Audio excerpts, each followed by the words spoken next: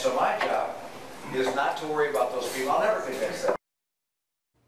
Remember that clip? The so-called 47% remark that a lot of people say was the final nail in the coffin for the Romney campaign. Well, Mitt certainly has not forgotten it, as you probably would guess here. He spoke with Fox News over the weekend, talking about both the campaign and those caught on camera moments.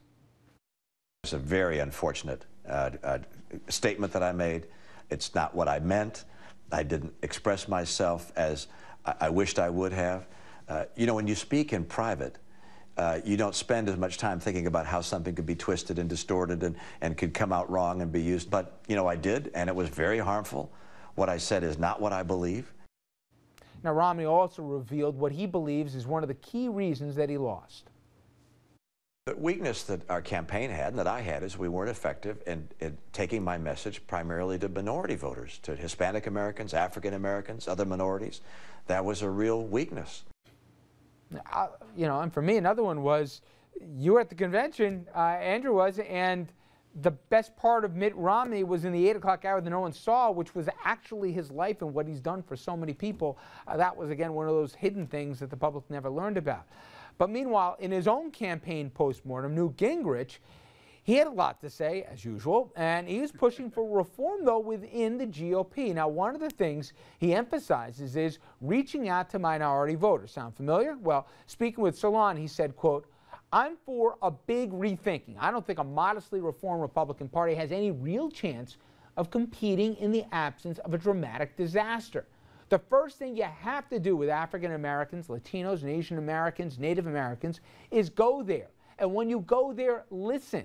Why is it we can have entire cities that are disasters, that we can have 500 people getting killed in Chicago, you can have Detroit collapsing, you can have the highest black teenage unemployment in modern history, and no Republican politician can figure out that they should go there and say, gee, shouldn't we do something to make this better? It's not let me re-explain conservatism.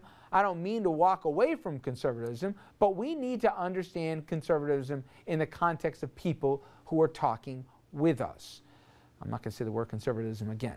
And it appears that Gingrich may be onto something. The public perception of the GOP is at a low right now. Less than 30% view the party positively. 46% have a negative review of them. And I'm curious, Jess, if you walked away from that interview that both Romney did and also what Gingrich had to say,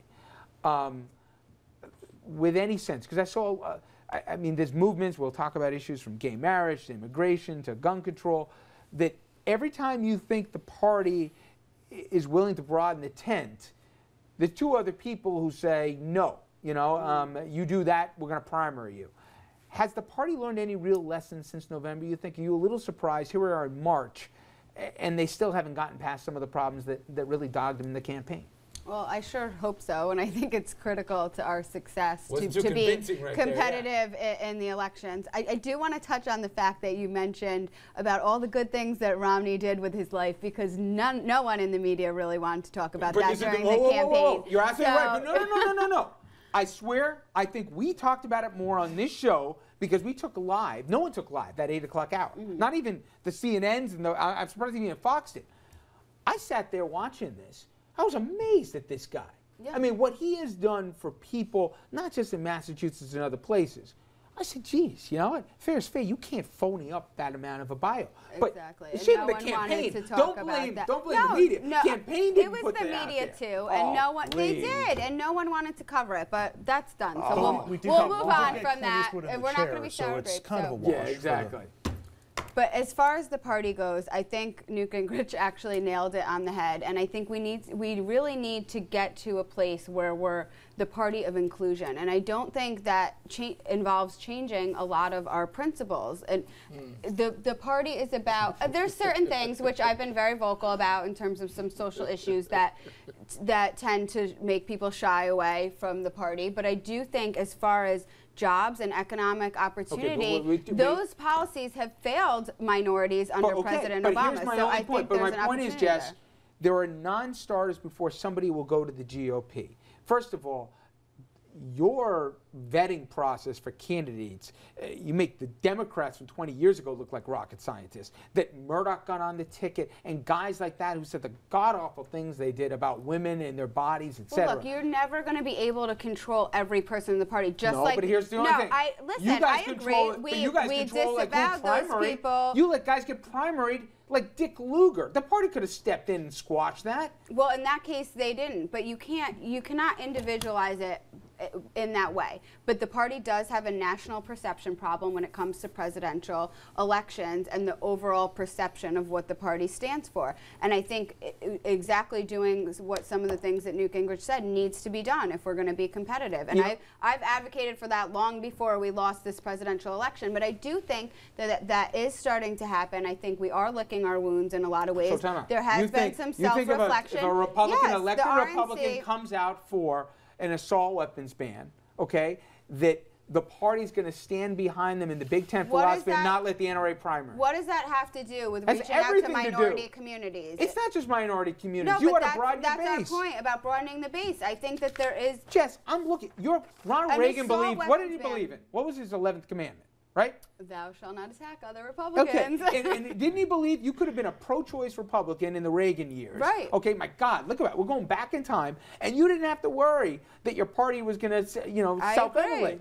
But now, we cannot. Dominic, I got an example. Kentucky right now, Miss Ashley Judd, okay? With all due respect to the judge, she's cuckoo for Cocoa Puffs, all right? She's now talking about her own constituents as living in the hills and that people are clinging to religion like whatever. I guarantee you the National Democratic Party will do something that she will not be their party nominee for Senate. By the way, she doesn't even live in the state, okay? My point is, that doesn't happen on the other side, and that's different. Republicans used to have so much more control and discipline than Democrats did. Am I just imagining that? No. Well, Richard, one, if she wants to run, I don't see how the party's going to stop her. Well, they can get a better candidate here, and they can make it real clear to her that she's going to get no party support. They can make it more difficult. You think the Republicans don't do that in primaries? And of Richard, course they do. I've been to Kentucky several times. Some people do live in the hills. I made a mistake. Of bringing up Kentucky. I'm talking about the Democrats used to be the punchline because they couldn't organize anything. Circular firing squad, right. But Richard, what do you call them? 45 records, the albums, the old, I'm dating us, the LPs. That's the Republican Party. They're never going to connect with the minority community. Never, never, never, never, never. We hear this broken record every 4 years. Go reach out to the poor Black and Latino people. But how come Bush did better than Romney did with Because Latinos? he knew how to play to the Latinos. Because he went and learned to speak Spanish and he advocated some policies that benefited. Right. My God, he pushed some policies that benefited the Latino community. I mean, shock. Newsflash. It's never going to happen. It's not just the candidates who are running. I mean, you can get a split between Marco Rubio and Alan West, and that's still not going to appeal to minority voters. It's the policies that they're advocating that a lot of these groups that the Republican Party is calling for outreach towards. The members of those groups don't warm to those policies. That's not true. But I think we have failed in articulating the message properly. But I don't agree with you that those messages can never resonate with those communities. Just hang on. There was a letter that went around, a petition from 100 influential Republicans and conservatives on gay marriage. Okay, and you had Ted Olson and David Boies who got the. Who are petitioning the case, and then you have notable two elected Republicans in both the House and the Senate, and the entire legislative branch put their name to it. And my point is, I know there's more than 2 Republicans in Washington who believe this, but the fear of consequences of a primary and the lack of somebody in party leadership condemning anybody who goes after them for saying that is what's different now. I do think it's all about the fear of the primary. And I think it's the chilling thing that's really driving Washington. Why is it the Democrats' job to help Republicans? It should be on both sides. There is a total void of courage in Washington right now on both sides. Neither side has political will when it comes to... If you can argue that point, Richard. Hey, Come Richard, on. I'm sick of these incumbents worried about a primary, Exactly. frankly. It About comes from both 95% sides. of them punch the clock and get reelected and don't make a difference going forward. I think Mitt Romney's problem when it came to that 47%, he says, I didn't really mean it, is most people thought that's just what he meant. And I think, policies are great, but you do have to have a candidate that can empathize with people. I mean, I learned at least relate. that people want to know who you are. I love that scene from, FDR's funeral train is coming up from Warm Springs, and that guy is standing next to the train. You remember that? And he's weeping away. And they say, "You're so distraught. Did you know FDR?" He said, "No, but he knew me." I think there's a sense that Mitt Romney, they didn't think he knew them. That's a good way to go to a break. Well, we come back from the break. I got interesting perspectives from our table. I think Andrew and I are the only guys who are going to sit this one out, talking about letting go. When candidates lose, especially a tough election, sometimes it's a lot more than just election they lose. And you even heard some of that from not just Mitt Romney, but even his spouse, Ann, who talked about that. When we come back after the break, a post-mortem not just on an election, but for many, a lot more than just a candidacy. We'll talk about how tough it is to lose a bruising election. Stay with us.